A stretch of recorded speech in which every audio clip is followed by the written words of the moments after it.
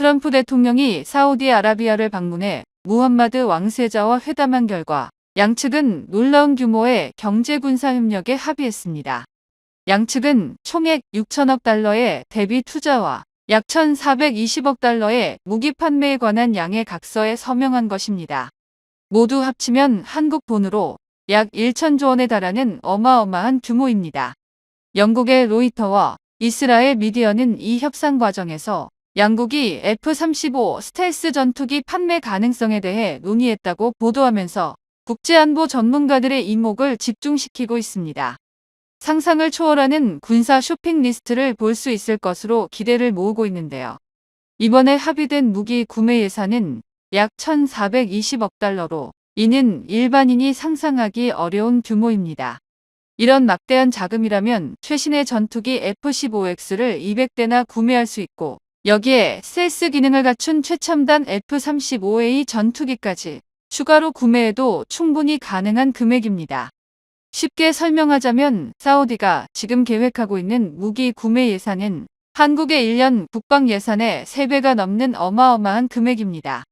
또한 미국 트럼프의 파격적인 첫 해외 방문지 선택은 눈길을 끌 수밖에 없는데요. 대통령의 첫 해외 방문지 선택은 그 나라의 외교 우선순위를 상징적으로 보여주는 중요한 신호입니다. 미국 대통령은 전통적으로 첫 해외 방문지로 영국, 캐나다, 멕시코 같은 오랜 동맹국을 선택해왔습니다. 그러나 트럼프 대통령은 이런 관행을 깨고 사우디아라비아를 첫 방문국으로 선택했습니다. 마치 새로운 회사의 CEO가 취임 후 먼저 최대 고객을 방문하는 것과 비슷한 행보입니다. 이는 트럼프 대통령이 기존의 외교 관례보다 비즈니스와 거래를 중시하는 실용주의적 접근법을 취하고 있음을 명확히 보여줍니다. CNN과 BBC 등 주요 해외 언론들은 트럼프 대통령이 중동 방문을 통해 오일머니로 풍부한 자금을 보유한 걸프 국가들로부터 대규모 투자를 이끌어낼 것이라고 예상했습니다. 실제로 무함마드 왕세자는 향후 수년간 6천억 달러를 미국에 투자하겠다고 공언했고 트럼프 대통령은 더 나아가 새로운 방위 장비 판매와 함께 대미 투자액을 1조 달러, 약 1,450조 원으로 끌어올리고 싶다는 야심찬 목표를 세웠습니다. 그리고 이와 함께 주목받는 것이 F-35의 중동 진출과 그 파장인데요. 현재 아직 1,420억 달러, 약 90조 원 규모 군사 장비에 F-35는 아직까지 확정되지는 않았습니다. 우선 공군력에서 본다면 F-15SA 전투기를 F-15EX급으로 업그레이드를 지원하고 CH-30 제230 허큘리스, C-17 글로브 마스터3 수송기의 개량이 포함됩니다. 또한 AH-64E 아파치 공격 헬기의 신형 센서와 앱스 유도, 로켓, 대공 방어 체계를 추가하였고 200억 달러의 MQ-9B 가디언으로 도입하기로 했는데 해상 특화형 드론으로 정찰 및 정밀 타격 임무가 가능합니다. 또한 방공체계 패트리어3 MSA 시스템 성능 개량과 해상 초계, 감시, 정찰 시스템 및 해군력 강화 패키지, 첨단 통신, 네트워크, 센서 통합, 사이버 방어 시스템, 군사 아카데미 및 의료 서비스 훈련 등 전 분야에 걸친 대규모 현대화 패키지입니다. 그러나 군사 전문가들 사이에서는 F-35의 스텔스 전투기의 사우디 판매 가능성이 가장 뜨거운 화제입니다. F-35는 현재 세계에서 가장 발달된 스텔스 전투기 중 하나로 그동안 미국은 이 첨단 무기를 극소수에 신뢰할 수 있는 동맹국에게만 판매해왔습니다. 만약 사우디아라비아가를 도입하게 된다면 이는 중동 지역의 군사 균형에 큰 변화를 가져올 수 있습니다. 특히 이스라엘은 현재 중동 지역에서 유일하게 F-35를 보유한 국가로 미국이 이스라엘에 보장해온 질적 군사 우위성 원칙이 흔들릴 수 있다는 우려가 있습니다. 로이터의 취재에 응한 관계자는 이스라엘과 같은 F-35A의 사우디 판매를 미국이 승인할지 여부는 불명확하며 이스라엘에 보장하고 있는 질적 군사 우위성이 문제가 될 것이라고 지적했습니다. 그러나 전문가들은 이 문제가 완전히 해결 불가능한 것은 아니라고 봅니다. 실제로 트럼프 대통령의 일기 행정부는 아브라함 협정이라는 중동 평화 협정의 일환으로 아랍에미리트의 F-35 판매를 승인한 바 있으나 이후 바이든 정권이 이를 철회했습니다. 이런 선례가 있기 때문에 사우디에 F-35를 판매하는 것도 불가능한 일은 아닙니다. 미국 국방 전문 미디어는 F-35의 판매에는 정치적 기술적 과제가 있지만 트럼프 대통령이 직접 관여하고 있는 이상 어떤 가능성도 무시할 수 없다고 전했습니다. 월스트리트 저널도 트럼프 대통령에게 거래를 성사시키는 것은 단순한 목표가 아니라 개인적인 위상을 나타내며 그의 관점에서는 동맹국이나 적국에 관계없이 모든 교류가 거래로 이어진다고 분석했습니다. 가장 주목할 만한 발언은 트럼프 대통령이 사우디의 아브라함 협정 참여는 내 희망이자 소원이며 꿈이기도 하다고 말한 것입니다. 이는 사우디가 이스라엘과의 관계 정상화를 담은 아브라함 협정에 참여할 경우 F-35 판매의 길이 열릴 수 있음을 강하게 시사합니다. 그렇다면 미국이 사우디에게 F-35 판매와 KF-21 도입의 상관관계에 대해 알아볼 필요가 있는데요. F-35가 사우디에 판매된다면 사우디는 세계에서 가장 발전된 5세대 스텔스 전투기를 보유하게 됩니다. 이 경우 4.5세대 전투기인 KF-21의 도입 필요성이 감소할 수 있습니다. F-35는 더 뛰어난 스텔스 성능과 센서 통합 능력을 갖추고 있어 성능 측면에서 KF-21보다 우위에 있기 때문입니다.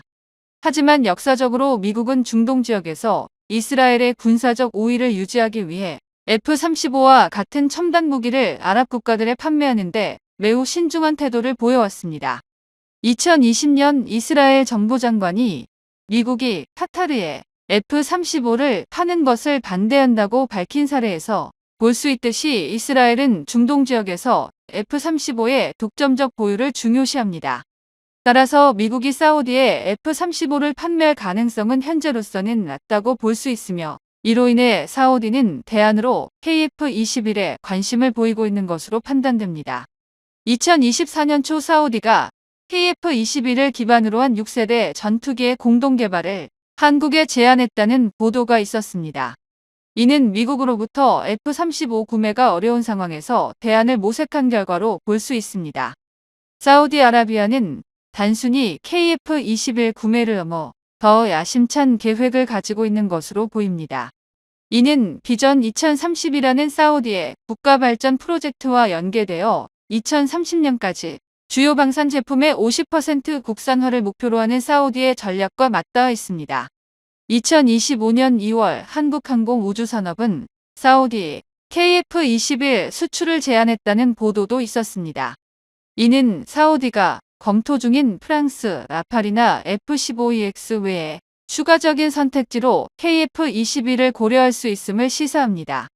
그도 그럴 것이 해외 밀리터리 매체에서는 양산품도 나오지 않은 KF-21의 차세대 버전인 KF-21EX를 다루는 기사가 화제가 되고 있습니다. 이 매체에서는 KF-21을 지나 KF-21EX로 거듭나는 2030년대 이후 한국이 전 세계 전투기 시장을 뒤흔들 큰 잠재력을 갖춘 항공 강국으로 거듭날 수 있다고 밝히고 있는데요. 사실 KF-21EX는 한국을 5세대 전투기 생산국 반열에 올리는 결정적 카드입니다. 이를 증명하듯 대한민국은 전투기 개발은 세계에 유례 없는 속도를 보이고 있다고 해도 과언이 아닙니다. KF-21 보라매가 단기간에 1,000회 이상의 시험 비행을 수행하며 음속 돌파 기록도 확보되어 하이의 엔지니어링 역량은 상당한 축적이 이루어져 있습니다. 또한 군사 전문가들 사이에서는 KF-21EX에서 4.5세대보다 약 25% 이상 향상된 항전 전자전 시스템을 기대하고 있습니다. 이는 조종사 생존과 적기 타격 능력 모두에 큰 영향을 주는 요소이기 때문인데요. 지금처럼 중동 국가들에서 꾸준히 러브콜이 온다면 2030년대 중반까지 충분한 예산과 기술 투자가 이어져 개발되는 KF-21EX는 완성형 5세대 전투기로 인정받을 가능성이 높습니다. 이번 미국과 사우디아라비아 간의 역사적인 무기 거래는 단순한 군사 장비 판매를 넘어 글로벌 안보 환경과 중동 지역의 권력 균형에 큰 영향을 미칠 것으로 예상됩니다.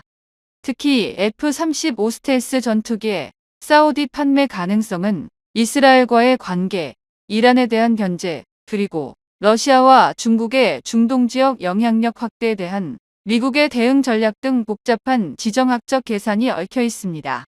미국이 사우디에 F-35를 판매할 가능성이 불확실한 가운데 사우디는 대안으로 한국의 KF-21 전투기에 눈을 돌리고 있습니다.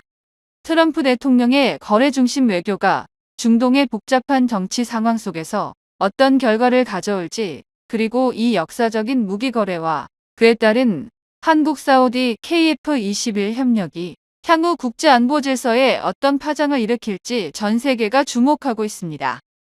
세계 전투기 시장의 주목을 한 몸에 받고 있는 KF-21 전투기의 양산 1호기 모습이 공개되어 화제가 되고 있습니다. 대한민국 KF-21 전투기가 빠르게 성장해 나가자 주변국이 경계의 눈초리를 보내고 있는데요. 특히 최근까지도 한국의 기술력을 조롱하던 중국의 열등감이 폭발하고 있는데요. 최근 중국 국영 언론 중 하나인 인민일보는 대한민국이 미국산 F-22 랩터 전투기의 비밀 설계도를 훔쳤다는 보도를 내놓았습니다. 대한민국의 기술력이 충격적인 속도로 높아지고 있으며 이는 중국에게 위협이 되는 행위라고 비난하는 황당한 기사까지 게재되었습니다. 중국뿐 아니라 일본 역시 대한민국의 기술 발전이 믿을 수 없을 정도라는 보도를 진행했습니다. 일본의 대형 우익 언론 요미우리에서는 한국이 가진 기초 과학 능력으로 이 정도의 성과를 내는 것은 불가능하다며 대한민국이 공개한 기술력은 사실이 아닐 가능성이 높다는 모함을 했습니다. 또한 일본은 아직 1990년대에 개발된 F2에 머물러 있다는 한탄과 함께 F3 개발이 잠정 중단된 점에 대해 탄식의 보도를 이어갔습니다. 특히 영국과 일본, 한국의 관계가 미묘하게 흘러가자 이에 대해 긴장하는 듯한 기사도 속속 등장하기 시작했습니다. 그도 그럴 것이 대한민국의 기술력 수준은 단지 20년 만에 괄목할 만한 성과를 보이고 있습니다. 특히 KF-21 전투기를 공개한 이후 엄청난 속도로 성장하고 있습니다. 시제기 비행이 시작된 지 얼마 지나지 않아 스텔스 형태의 항공기 설계는 물론 설계된 항공기의 레이더 반사 면적수를 대폭 감소시킬 수 있는 적 레이더 차단, 메타물질 시뮬레이션 능력까지 동시에 갖추는 데 성공했습니다. 이렇게 스텔스 형상 설계가 완료된 이후 국방과학연구원은 KF-21 전투기의 컴팩트 레인지 시설을 구축하여 레이더 반사가 가능한 시스템을 개발하는 데 성공했습니다. 또한 조종사 간의 스텔스 제어 소프트웨어를 개발해 공군의 요구 수준을 훨씬 넘어서는 수치를 확보하며 한국 항공 군수 기술의 저력을 보여주었습니다. 초음속 비행부터 시작해 블록2 형태의 스텔스 기술까지 이 모든 것을 보며 우리가 자랑스러워해야 할 것은 사실 한국의 스텔스 전투기 기술 개발 역사가 짧지 않다는 것입니다. 이미 한국은 국방부와 국군 및 전문가들이 모여 한국 상황에 가장 적합한 스텔스 항공체계의 연구를 비밀리에 진행해왔으며 이제야 제대로 된 결실을 맺고 있는 것입니다. 여기에 이어 한국형 KF-21 스텔스 버전 블록3 계획까지 완전히 공개되자 중국과 일본은 완전히 패닉에 빠져버렸습니다.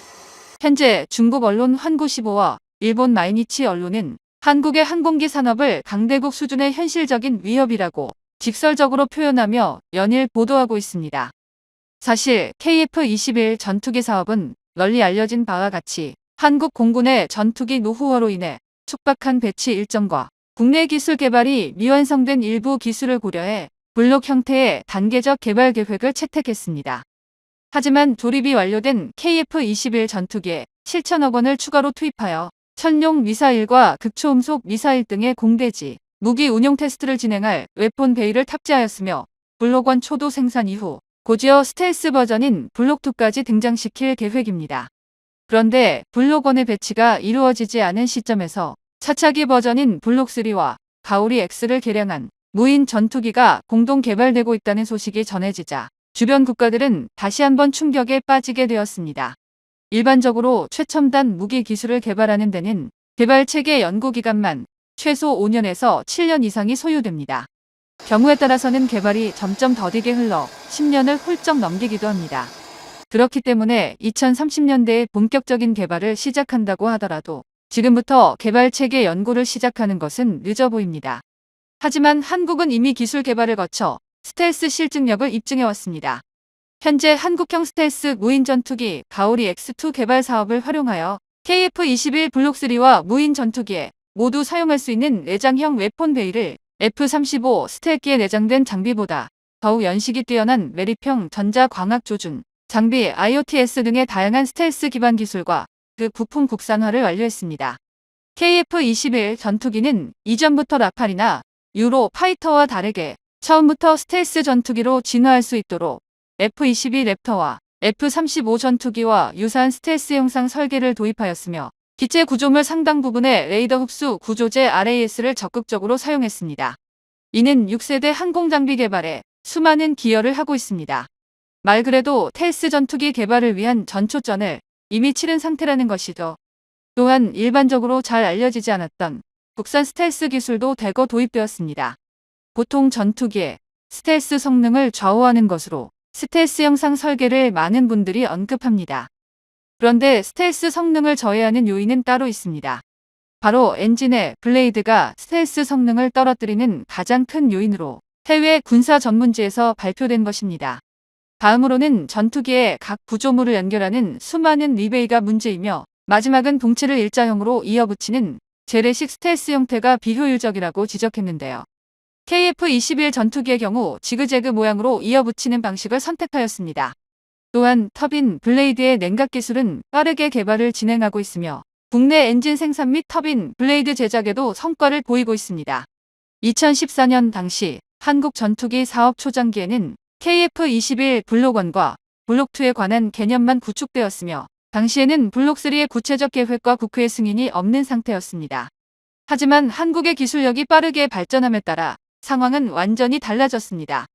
고난이도 개발이 가능한 선택폭이 더욱 넓어진 것입니다. 국방과학연구소에 따르면 KF-21 블록 3는 5세대급에서 6세대급에 달하는 스텔스 전투기 형태를 보여줄 것이며 F-35 전투기보다 뛰어난 플라즈마 스텔스가 적용될 것이라고 언급했습니다.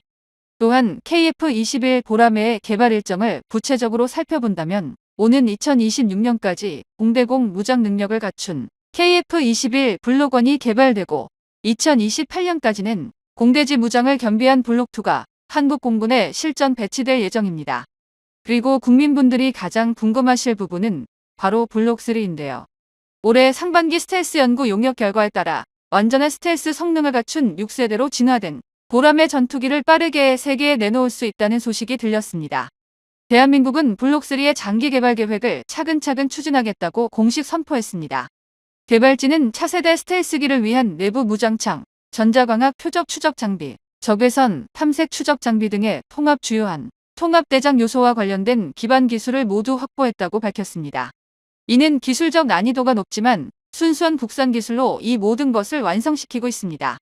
국방부 관계자에 따르면 한국형 스텔스 기능을 위한 전투기 페인팅 기술은 이미 상당 수준 확보하였다는 것을 알 수 있습니다.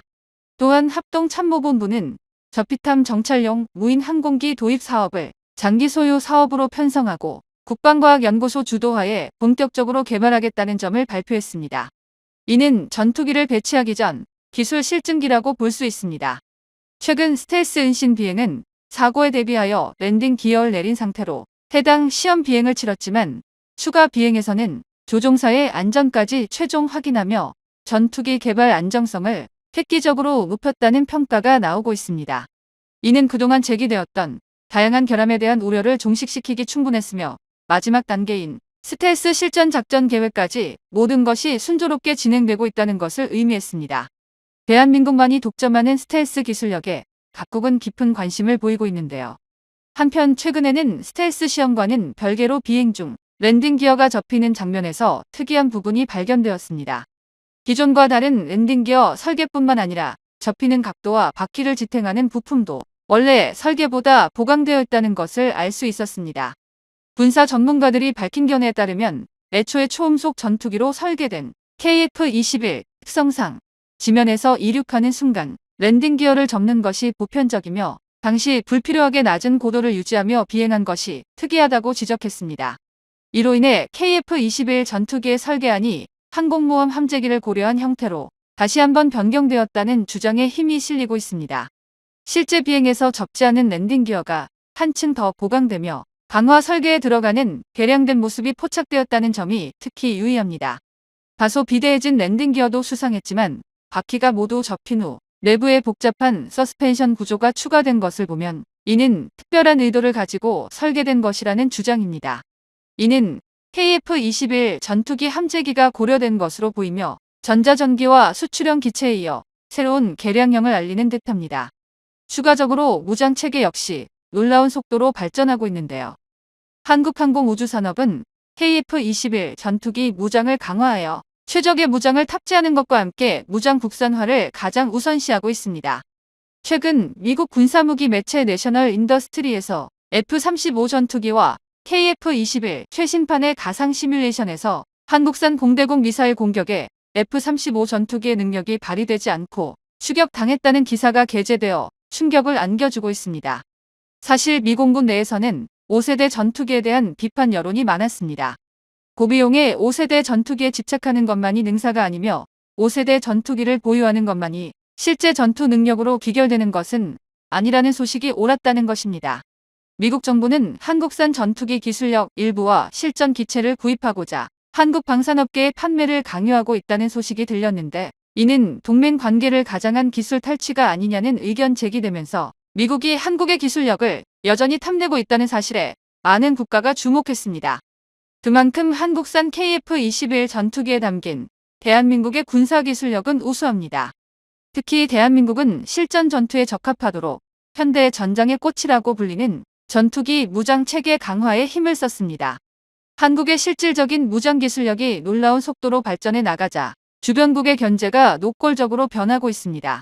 이는 한국이 완벽한 제공권 확보와 함께 주변국의 영공이 위협받을 수 있기 때문인데요. 그들은 대한민국 보라매의 무장 체계에 대해 인정하고 있는 셈입니다. 미 공군에서 운영하는 2000파운드급의 유도 폭탄의 스펙은 길이 3.8m에 직경 0.46m로 구성되어 있습니다. KF-21 전투기의 내부 무장창 스펙이 외부로 알려지면서 그동안 F-35 전투기에 비해서 날렵한 중앙 동체를 가지고 있는 것으로 알려진 KF-21 전투기가 실전에서 강력한 위력을 할 수 있는 2000파운드급의 대형 유도포탄 한 발까지 내장되는 것으로 알려지면서 해외 군사 관계자들의 관심이 폭발했는데요. 특히 내부 무장창 설계는 공기역 학적인 면과 무장 능력 등을 고려해야 하지만 그보다 먼저 랜딩 기어가 공기 입구 형상으로 인해 생각보다 내부 공간을 확보하는 것이 어려운 것으로 알려졌으며 2000파운드급의 유도 폭탄을 운영할 수 있는 내부 무장창 체계는 굉장히 까다롭습니다. 현대 전장에서는 제공권을 위해 미사일 한 방에 몇십억이 넘는 돈을 투자합니다. 미사일에 돈을 투자하는 것은 투자 대비 성능이 뒤따르기 때문입니다. 한국산 초음속 전투기 KF-21 보라매는 매일 발톱처럼 날카로우면서도 상대방을 두려움에 떨게 할 미사일이 탑재되어야 합니다. 더불어 그 성능이 완벽히 보장되어야만 우리가 만든 전투기를 자신있게 수출하고 한국 공군의 전력 보강도 단단히 할 수 있습니다. 그렇기 때문에 KF-21 전투기에 들어가는 장거리 공대지 유도 미사일, 일명 한국형 타우러스를 개발했습니다. 이는 원조 타우러스와 비슷한 수준으로 개발되고 있으며 사거리는 최소 500km를 웃돌 것으로 예상되고 있습니다. 이는 한국 대전 상공에서 출격한 KF-21 전투기가 즉시 북한 평양을 향해 정밀 타격을 할 수 있는 공대지 공격 능력을 갖추게 되었다는 뜻인데요. 대한민국이 국내 기술로 개발하는 첫 공중발사 유도탄에 타우러스라는 별명을 붙인 이유는 단순히 외관이 타우러스와 비슷하기 때문은 아닙니다. MBDA는 일찍부터 대한민국의 공중발사 유도 폭탄 기술이 이미 완숙에 이르렀음을 알아차리고 공동 개발에 대한 제의를 해왔습니다. 하지만 대한민국의 입장에서는 이미 기술력을 확보한 상태이기 때문에 독일과 공동 개발에 나설 필요 없이 국자 개발을 선택하였습니다. 독일의 KPD-352 무기체계의 별명은 벙커버스터, 즉 미사일을 피하기 위해 땅속에 만든 벙커까지 폭파하는 미사일이라는 것인데요. 공중 3000km 위에서 중력 가속도를 이용해 파괴력을 극대화시켜 지상으로 타격해 6m 두께의 철근 콘크리트를 관통한 후 땅속에서부터 폭발이 일어나는 것입니다. 한국형 타우러스도 동일한 위력을 가졌습니다. 그런데 이제 세계 최고 수준의 벙커버스터 미사일을 대한민국이 직접 독자 개발해 내기 시작했습니다. 이는 기술적 난이도가 굉장히 높기 때문에 세계 각국에서는 한국이 개발한 미사일에 주목하며 경악했습니다. 대한민국은 준수한 성능은 물론이고 경제성, 발빠른 배송 일정으로 인해 해외의 다양한 고객들의 관심을 끌고 있습니다. 단적인 예로 폴란드의 경우 대한민국과 수출 계약을 체결한 지 1년도 되지 않아 FA-50 전투기를 인도받았는데요. 미국이 폴란드에게 F-16 전투기를 2030년이 되어서야 인도할 수 있다는 조건을 내세운 걸 보면 한국의 전투기 납품 속도는 미친 듯이 빠른 수준입니다. 기체의 성능 신뢰성과 빠른 납기를 모두 만족할 수 있는 나라는 오직 대한민국이 유일합니다. 그렇기 때문에 KF-21 전투기 역시 이제 양산 1호기가 모습을 드러내었음에도 불구하고 수출에 대한 문의가 쏟아져 오고 있습니다. 대한민국은 효율과 화력에 진심인 한국의 기술력을 총망라한 KF-21 전투기는 세계 전투기 시장에서 경쟁 우위를 차지하고 대한민국 스스로 국방력을 높이는 데 기여할 것입니다.